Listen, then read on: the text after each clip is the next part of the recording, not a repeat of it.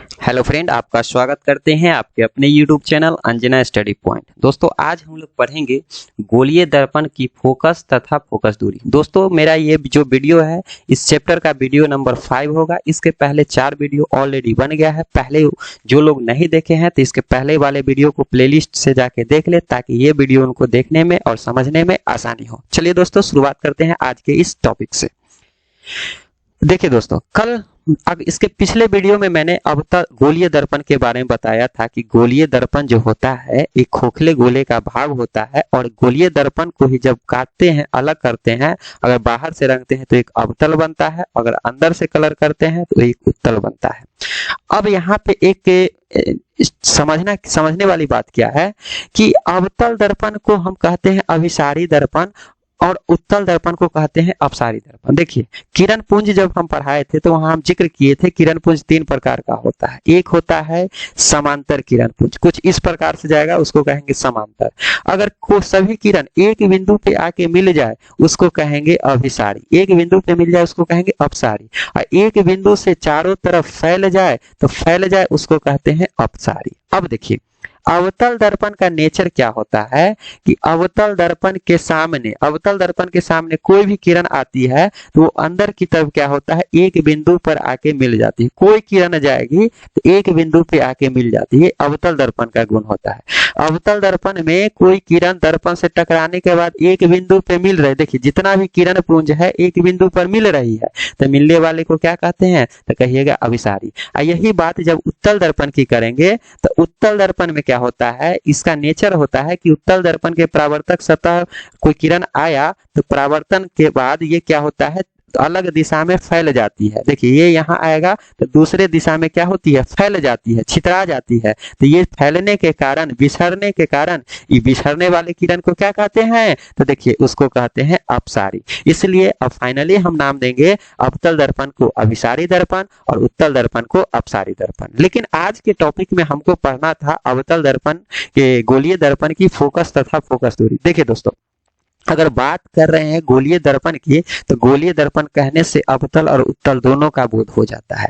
तो जहां गोलीय दर्पण का चर्चा है तो समझ जाइए कि वो अवतल और उत्तल दोनों के बारे में बात कर रहे हैं। तो बारी बारी से पढ़ते हैं, अवतल दर्पण की फोकस दूरी किसको कहते हैं, उत्तल दर्पण की फोकस दूरी किसको कहते हैं। देखिए, अवतल दर्पण में फोकस और फोकस दूरी क्या होता है, किसी अवतल दर्पण का फोकस उसके मुख्य अक्ष पर वह बिंदु होता है जहां मुख्य अक्ष के समांतर आती किरणें परावर्तन के बाद मिलती है। अब इस बात को समझिए, अवतल दर्पण में क्या होता है कि अवतल दर्पण का अभी नेचर क्या बोले। देखिए, अवतल दर्पण है तो अवतल दर्पण में यहाँ क्या होता है, तो कहिएगा केंद्र होता है, जिसको हम वक्रता केंद्र कहते हैं। यहाँ क्या होता है, तो कहिएगा ध्रुव होता है। और कल हम बताए थे कि केंद्र और ध्रुव को मिलाने वाली रेखा को कहते हैं दर्पण का मुख्य अक्ष। अब क्या होता है कि इस मुख्य अक्ष के समांतर, मान के चलिए ये किरण है, ये मुख्य अक्ष है, तो मुख्य अक्ष के समांतर यही कोई किरण आएगा।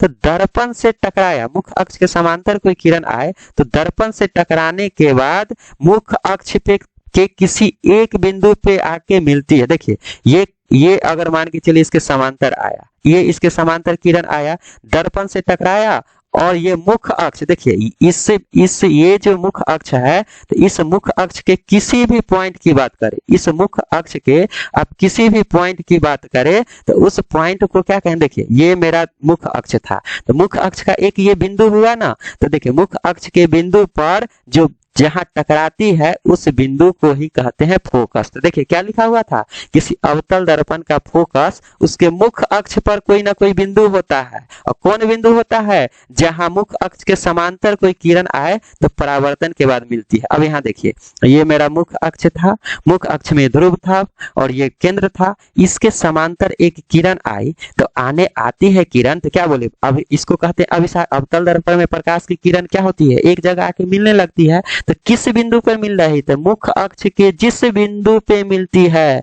उस बिंदु को ही कहते हैं फोकस। वही जब फोकस दूरी की बात करेंगे तो देखिए ये फोकस हो गया, ये ध्रुव हो गया, दोनों के बीच की दूरी को हम फोकस दूरी, इसे एक छोटा एफ से सूचित करते हैं, जबकि फोकस को एफ से सूचित करते हैं। अब यहाँ पे समझना होता है, आगे उत्तल दर्पण में, वही अगर उत्तल दर्पण की बात करें तो उत्तल दर्पण में क्या होता है कि देखिए किसी उत्तल दर्पण का फोकस उसके सेम बात है, उसके मुख अक्ष पर वह बिंदु होता है जहां इस मुख अक्ष के समांतर आने वाली किरण परावर्तन के बाद आती हुई प्रतीत होती है। इसमें कल्पना किया जाता है, वास्तव में नहीं आता है लेकिन हम लोग कल्पना करते हैं। जैसे देखिए ये उत्तल दर्पण है, ये कौन सा दर्पण है तो कहिएगा उत्तल दर्पण। उत्तल दर्पण का ये मुख्य अक्ष हो गया जिसको प्रधान अक्ष कहते हैं। इसमें क्या होता है कि मुख्य अक्ष के समांतर अगर कोई किरण आती है तो क्या बताए थे, अपसारित हो जाता है, यानी कि चारों तरफ फैल जाता है। तो देखिए ये इधर आ गया,